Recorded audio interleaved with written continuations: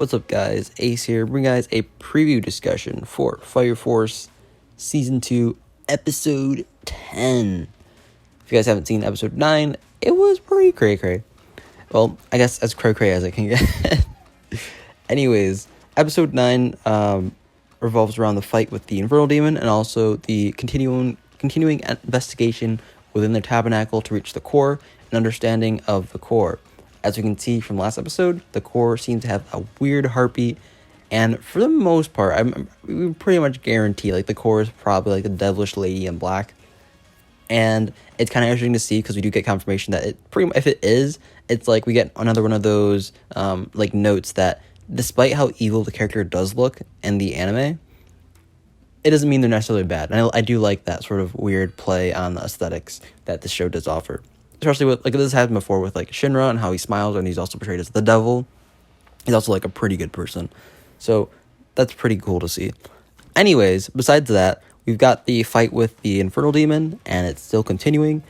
Like I said before, I think the Infernal Demons have more defense than they have offense, and this is why, for the most part, the demons that you see have been getting their butt handed to them.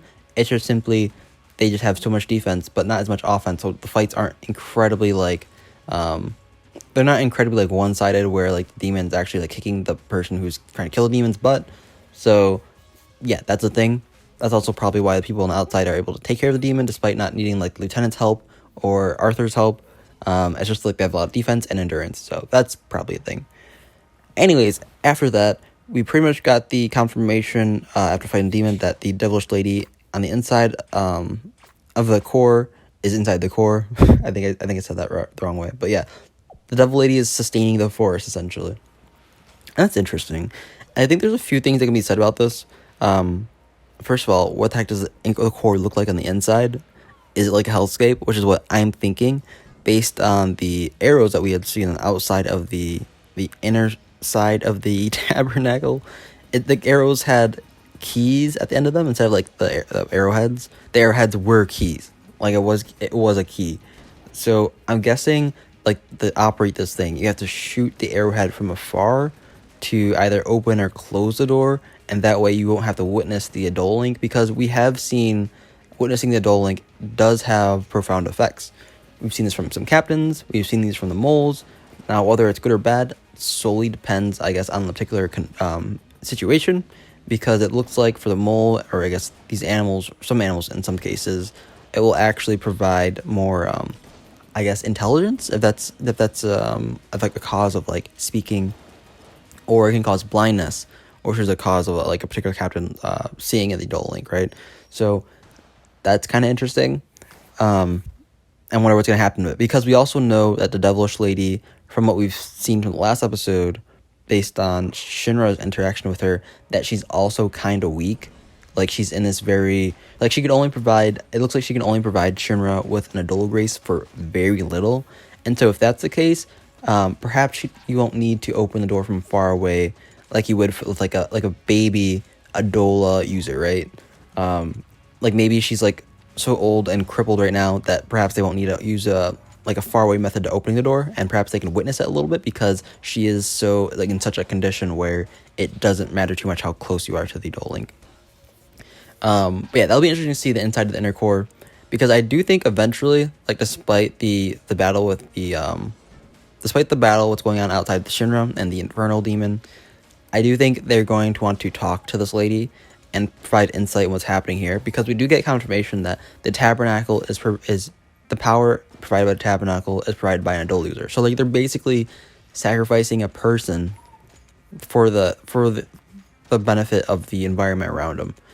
And from what I can tell, this is very much what's going to happen. It's happening in the Amaterasu, which is providing, I think, Japan in its entirety the force that it needs to survive. So that's interesting, because who would be the inside of the Amaterasu? Wait, and I have a clue. It might be would it be the Evangelist, or would it be someone else? We haven't met before. That's gonna be super interesting. Who could be in the Amaterasu, and why would they be in the Amaterasu? And also, is this why the Evangelist can communicate, right?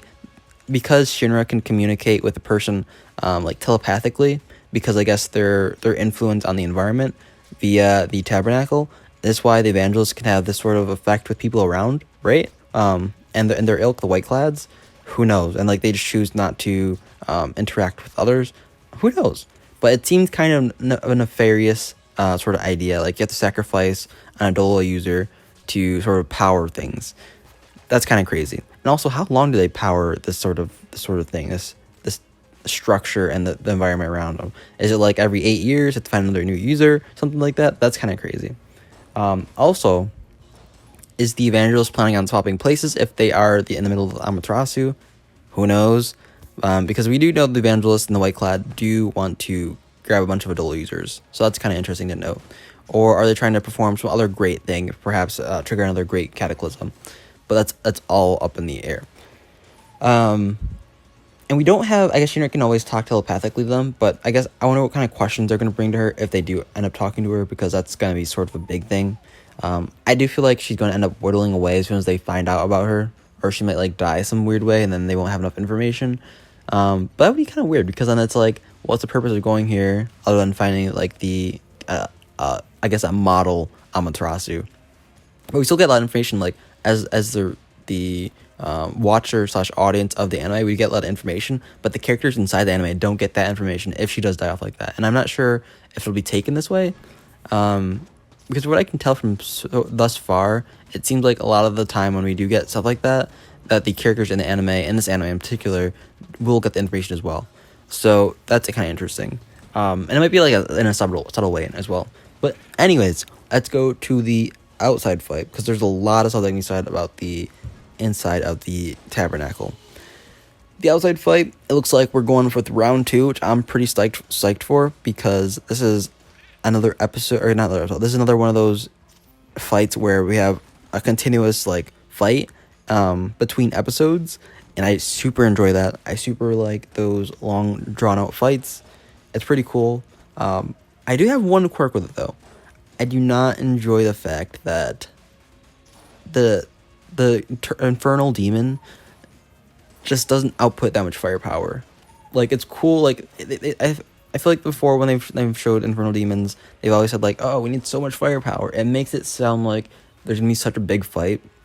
But what we've seen thus far by this cultic leader, Infernal Demon, is that he's mostly just, as I've seen before the other ones, they're mostly just defensively strong and not offensively strong, which is something I'm kind of looking for in a fight, especially ones that last this long. Like imagine like Goku and Jiren, like that's the sort of thing I want to see, but of course can't get that level of intensity all the time, right? So that's a fight that's still continuing. So far, the Infernal Demon, the most thing he's done is literally just spin his scythe for like a majority of the episodes. Like, oh, he's gonna fire a fireball at me. I guess I gotta spin my scythe to protect myself, like use it as a shield. That's about it we've got thus far from the demon. It's he looks cool too. I do like his sort of like cultic look to it, and the scythe looks really cool. It's got like kanji in it, I believe. I think it's a really cool aesthetic, but it's just, I feel like it's not being used to its greatest effect. Like if some sort of like he went in for the attack right on Katatsu, but like they did this weird quasi unkillable thing with Juggernaut, and it's like you can't even kill Juggernaut. Like the output of this dude is just weak. It's just weak, which is kind of unfortunate. That's all I really have to say about that. But we do get to see that there's this concept of overheating from Ogun, which is kind of interesting. How will that look? I'm getting like this tie back between like the usage between the gates from Lee and Rock Lee and that sort of taijutsu sort of stuff from Naruto, which is kind of cool to see. If you overheat, will you become an infernal? I don't know. It sounds like he's overheated before, so I'm guessing not, but that would be interesting, because they still need to buy time for Shinra, and who knows how long he'll buy time for Shinra. However, if this fight lasts long enough where they're gonna fight another episode and still haven't killed the freaking Infernal Demon, that's gonna be pretty because the inside people in the inside the tabernacle are still fighting, or they're at the core. They're at the core now, right? However, they have said, to be fair, oh, if there's an Adol Lincoln inside, this is as far as we can go. They have said that. So, but on the other case, they have said, oh, we can't fight an Infernal Demon. We don't have enough firepower. yet they're still fighting the Infernal Demon. So there's still a chance that, like, I mean, there's on both sides, it's like, oh, you don't really know, right?